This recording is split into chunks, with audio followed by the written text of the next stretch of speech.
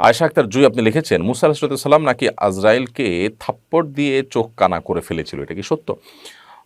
প্রথম কথা হলো, যাকে আমরা আজরাইল বলছি তিনি মূলত মালাকুল মউত। মালাকুল মউত মানে হলো মৃত্যুদূত। তো মৃত্যুদূত তাকে আপনার মালাকুল মউত বলা হয়েছে কোরআনে কারীম এবং হাদিসে, বিধায় আমরা সেটি বলবো, এটা অধিকতর উত্তম। আর ঘটনা যেটা আপনি জানতে চেয়েছেন এটি সত্য।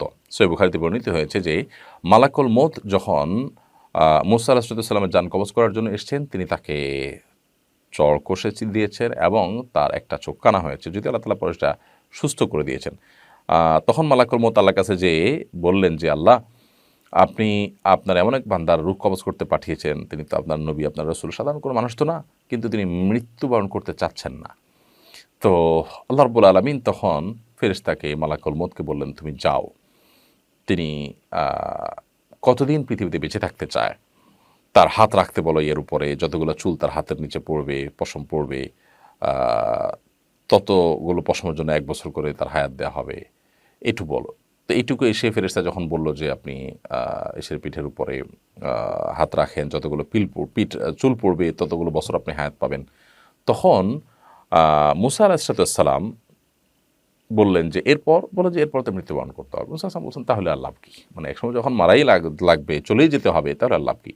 একজন ইমানদার তিনি দুনিয়াতে লম্বা সময় থেকে ভালো কাজ করে যাওয়ার চেষ্টা করবেন।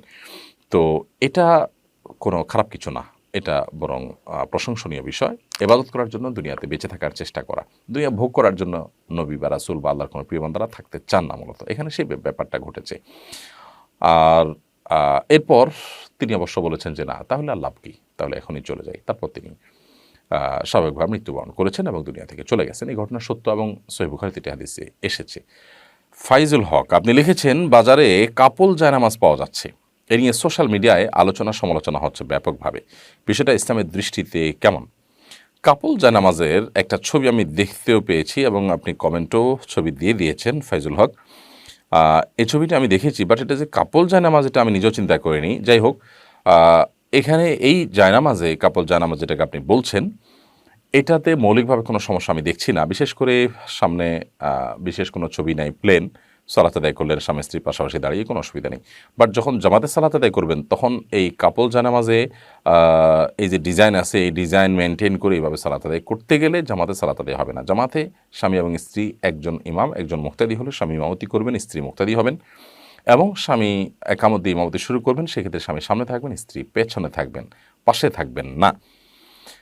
এটি একটি গুরুত্বপূর্ণ বিষয়, যার কারণে জামাতে যখন সালাত আদায় করবেন, তখন এই কাপল জানামাজ আর কাপল জানামাজ থাকবে না, তখন এটা সিঙ্গেল জানামাজ হয়ে যাবে। আর এমনিতে পাশাপাশি যার যার নামাজ শেষে পড়ছেন, সেটা নফল হতে পারে, তাহাজ্জুদ হতে পারে, অন্য কোনো সালাত আদায় হতে পারে, তাহলে সেক্ষেত্রে পাশাপাশি পড়তে কোনো অসুবিধা নেই, সেই হিসেবে জানামাজ আপনি পড়তে পারেন। এই জানামাজে এমন কিছু নেই যেটা আমাদের মনোযোগকে খুব বেশি নষ্ট করতে পারে। তবে এটা ঠিক যে জায়নামাজ ব্যবহার করার ক্ষেত্রে আমাদের লক্ষ্য করা উচিত যে সেখানে অনেক বেশি কারুকার্য থাকলে, বা কারুকার্য বেশি হোক আর কম হোক, যেটা আমাদের মনোযোগ নষ্ট করতে পারে, এরকম কিছু থাকা উচিত নয়। তো এই ধরনের জায়নামাজ, বিশেষ করে স্বামী স্ত্রী যদি সালাত আদায় করেন, যেহেতু বিশেষ কোনো কারুকার্য নয়, শুধুমাত্র এখানে একটা লাভ চিহ্ন দেওয়া আছে, তাও সাইড দিয়ে, প্রথম এক দুই দিন হয়তো তাদের এটার দিকে নজর পড়তে পারে, যদি নজর পড়ার কথা না, এটা পায়ের দিকে নজরের জায়গাটা ঠিকই প্লেন আছে, অবশ্য আরেকটাতে সেজদার জায়গার কাছাকাছি নজর পড়ার কথা। যদি মনোযোগ নিয়মিত নষ্ট হয়, তাহলে তো এটাও উচিত হবে না। আর যদি মনে 1-2 দিন করার পর স্বাভাবিক হয়ে যায়, আর ওদিকে মন না যায়, তাহলে সেক্ষেত্রে অসুবিধা নেই। নবী করিম সাল্লাল্লাহু আলাইহি সাল্লামকে জানামাজ দেওয়া হয়েছিল সালাত আদায় করার জন্য, বা একটা কাপড় দেওয়া ছিল সালাত আদায় করার জন্য, সেখানে কারুকার্য ছিল। তিনি সালাত শেষে সালাম ফেরানোর পর বললেন, অন্য কোনো প্লেন কাপড় নিয়ে আসো, কারণ এটার কারুকার্যগুলো আমার মনোযোগ নষ্ট করছে। এখন এখানকার যে লাভ চিহ্ন, এটা যদি মনোযোগ নষ্ট করে, তাহলে সেক্ষেত্রে এটাও ব্যবহার করা জায়েজ হবে না। স্বামী স্ত্রীর মধ্যে ভালোবাসা ইসলাম চায়, অনেক সম্প্রীতি, অনেক ভালোবাসা, এটা তাদের তাকওয়াকে মজবুত করে, স্ট্রং করে। কিন্তু তাই বলে নামাজে দাঁড়িয়েও ভালোবাসাবাসি করতে হবে, এত তো ভালোবাসার টান পড়েনি মুসলমান ইমানদারের। অতএব এইটা পাশাপাশি দাঁড়িয়ে নামাজ পড়লেন, ভালোবাসা প্রকাশ করলেন, কিন্তু লাভ চিহ্ন দেওয়ার কারণে, বিশেষ করে একটা জানামাজেতে পায়ের দিকে আছে সমস্যা নেই, আরেকটা জানামাজে সিজদার দিকে আছে, সেখানে বারবার তার মনে পড়তে পারে, এমনকি পায়ের দিকে যেটা আছে এটাতেও নজর পড়তে পারে রুকুতে গেলে। যদি মনোযোগ নষ্টকারী হয়, তাহলে সেক্ষেত্রে ব্যবহার করা উচিত হবে না, অ্যাভয়েড করাটাই উত্তম আমি মনে করছি। বাট এখানে বেশি কারুকার্য নেই পুরো জানামাজের মধ্যে, সেটা একটা ভালো দিক। কিন্তু এই চিহ্নটা যদি কারো মনোযোগ নষ্ট না করে, তাহলে সেক্ষেত্রে তার জন্য এটা জায়েজ আছে। সাদি আফরিন সামি আপনি লিখেছেন, মায়ের দ্বিতীয় সংসারে আত্মীয়রা কি নিকটাত্মীয়? তাদের সাথে সম্পর্ক না থাকলে কি আত্মীয়তার সম্পর্ক ছিন্নকারী হিসেবে গণ্য হব? দেখুন, মায়ের দ্বিতীয় সংসারের আত্মীয় বলতে আপনি কাদেরকে বোঝাচ্ছেন? যদি মনে করেন যে মায়ের দ্বিতীয় সংসারে যিনি স্বামী হয়েছেন মায়ের, তার কথা, তো সেক্ষেত্রে মায়ের দিক বিবেচনায় তাকে আপনি বাবার মর্যাদা দেওয়ার চেষ্টা করবেন, কিন্তু আপনার জন্মদাতা বাবার মতোই তার সাথে সদাচরণ করতে হবে বা দায় দায়িত্ব পালন করতে হবে, এটা সেরকম না। একইভাবে আপনার মায়ের দ্বিতীয় সংসারে যে ছেলে মেয়ে হয়েছে তারা আপনার যে ভাই বোন হুবহু এই তাদের মতোই তাদের সাথে আচরণ করতে হবে, এটাও জরুরি না। তবে হ্যাঁ, তারাও এক ধরনের ভাই, সেই হিসাবে তাদের সাথে মায়ের ব্লাড তাদের শরীরে আছে, আপনাদের শরীরে আছে, এই একটা বন্ধনের কারণে ভাই সুলভ আচরণ তাদের সাথে করা দরকার। কিন্তু সেটা আপন ভাইয়ের মতো আপন বোনের মতোই যে করতে হবে, তাদের ভরণ পোষণের দায় দায়িত্ব নিতে হবে, ব্যাপারটা সেই পর্যায়ে না। মারুফ হোসাইন আপনি লিখেছেন, একটি মাহফিলের প্রধান আকর্ষণ এমন একজন পোস্টারে যার নামের সঙ্গে লেখা সাবেক আম্মা হুজুর, মহিলা থেকে পুরুষ হয়েছেন, আল্লাহ পাকের কুদরতে 3 সন্তানের জননী, পুরুষ হওয়ার পর 2 সন্তানের পিতা। এই ধরনের মাহফিল সম্পর্কে আপনার মন্তব্য কাম্য, মহিলা থেকে পুরুষ হওয়া বাস্তবসম্মত কিনা?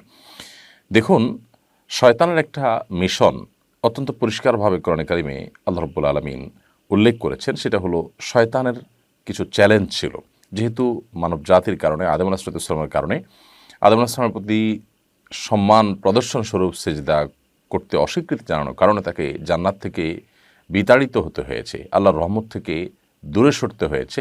এজন্য সে আদম সন্তানদের পথভ্রষ্ট করার মিশন নিয়ে নেমেছে, এবং তারই অংশ হিসাবে সে যে চ্যালেঞ্জগুলো করেছে তার একটি হলো ফালা ইউগাইয়িরান্না খালকাল্লাহ, সে আল্লাহর সৃষ্টিকে পরিবর্তন করে ছাড়বে।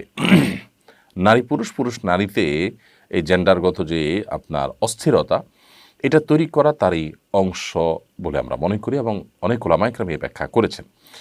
তো পুরুষ নারী হওয়া, নারী পুরুষ হওয়ার যে প্রসেস এবং যে আপনার কালচার আজকে ডেভেলপ করা হচ্ছে গোটা বিশ্বব্যাপী, এটা সন্দেহাতীতভাবে শয়তানি ষড়যন্ত্রের অংশ, এবং এটা মানব সভ্যতাকে হুমকির মধ্যে ফেলবে, এবং দুনিয়া তার পরিণতির দিকে যাচ্ছে। এরকম অনেক কিছুই হবে, আরও অবাক করা বিষয় হবে, যেটার জন্য হয়তো আমরা অনেকে প্রস্তুত নই। প্রশ্ন হলো যে ওয়াজ মাহফিলের বক্তা আলোচনা করছেন, তিনি এরকম হয়েছেন, তো সেটি কিভাবে? উত্তর হলো যে এটি অজ্ঞতার কারণে, সেটি মূর্খতার কারণে। এটি ঠিক যে কিছু মানুষ পুরুষ হয়েও তাদের শরীরে আকর্ষণ পুরুষের প্রতি হচ্ছে, নারীর প্রতি নয়। কিছু মানুষ নারী হয়ে তাদের আকর্ষণ নারীর প্রতি হচ্ছে, পুরুষের প্রতি নয়। এটা মানসিক সমস্যা, সাইকোলজিস্ট এবং সাইকিয়াট্রিস্ট তাদের দেখানো দরকার, এবং এছাড়াও আরও উন্নত চিকিৎসা রয়েছে, সেই চিকিৎসা তাদের নেওয়া উচিত। চিকিৎসা নেওয়ার মাধ্যমে এটি সম্পূর্ণ রিকভার হওয়া সম্ভব এবং ভালো হওয়া সম্ভব। সেটা না করে আপনি অসুস্থতাটাকে আপনার স্বাভাবিকত্ব ধরে নিয়ে যদি আপনি সমকামিতায় লিপ্ত হন, অথবা আপনি জেন্ডার পরিবর্তন করে সেক্ষেত্রে একই কথা হলো যে আপনি সেক্ষেত্রে হরমোনাল যে চেঞ্জ আছে, ট্রিটমেন্ট আছে, সেগুলো করে আপনি যা করলেন সেটা দিন শেষে সমকামী হলো। কারণ আপনি যার কথা বলা হচ্ছে যে সাবেক উনি একজন মহিলা ছিলেন, তাহলে এখন তিনি পুরুষ হয়ে ওয়াজ করে বেড়াচ্ছেন, তার মানে তিনি পুরুষের বেশ ধারণ করেছেন এবং ট্রিটমেন্ট করে পুরুষ হওয়ার চেষ্টা করেছেন, আসলে কিন্তু তিনি নারী। অতএব এখন তিনি কোনো নারীকে যদি বিয়ে করেন বা নারীর সাথে তিনি থাকেন, তাহলে সেক্ষেত্রে সেটা কিন্তু সমকামিতাই হলো। এই সমকামিতাকে প্রতিষ্ঠা করবার জন্য শয়তানের সূক্ষ্ম ষড়যন্ত্রগুলোর একটিও এটি, যার কারণে এটির বিরুদ্ধে আমাদের প্রত্যেকটা মানুষের সোচ্চার হতে হবে। সুস্থ স্বাভাবিক কোনো মানুষ এটাকে সমর্থন করতে পারে না। খোদ পশ্চিমা দুনিয়াতেই বহু অভিভাবকরা এটার বিরুদ্ধে তারা নেমেছেন। অতএব এই তথাকথিত সাবেক আম্মা হুজুররা তাদের মূর্খতা এবং অজ্ঞানতার কারণে ইসলামের বিধিবিধানও তাদের হয়তো জানা নাই, এবং ওয়াজ মাহফিল এরকম অনেক বক্তাই আছে যারা আসলে ইসলামের বেসিক বিষয়গুলো পর্যন্ত জানে না। তো সেই বিষয়ে তার ধারণা না থাকার কারণে আমি মনে করছি যে তিনি এমনটি করেছেন। আর মাহফিল কর্তৃপক্ষ যারা সেটাকে আবার ইতিবাচকভাবে প্রচার করছেন, তারা করছেন মানুষকে টানার জন্য, আকর্ষণ করবার জন্য। অনেক মাহফিলের আয়োজক আছে যাদের আল্লাহর ভয় নেই, এবং দিন প্রচারের উদ্দেশ্যও তাদের না। তাদের উদ্দেশ্য দিন শেষে কিছু মানুষের দৃষ্টি আকর্ষণ করা, কিছু ফান্ড কালেকশন করা, এবং সমাজের মানুষের কাছে ভাবা পাওয়ার মতো একটা কিছু করা। এই দিনই চেতনা সঠিক এবং যথাযথ চেতনা না থাকার কারণে তারা দেখা যায় যে দিনের প্রচারের নামে যা করছে সেটা দিনের জন্য ক্ষতিকর। বিধায় এ ধরনের মাহফিল আয়োজকদের আরও সচেতনতার পরিচয়, বুদ্ধিমানের পরিচয় দেওয়া উচিত, এবং সেই ক্ষেত্রে তারা সেই সাথে তারা আল্লাহ তাআলার নাফরমানি এবং গুনাহের কাজ শরীয়তে সেরকম বিষয়কে ইতিবাচকভাবে দেখানো এটা কোনো অবস্থাতেই জায়েজ নয়।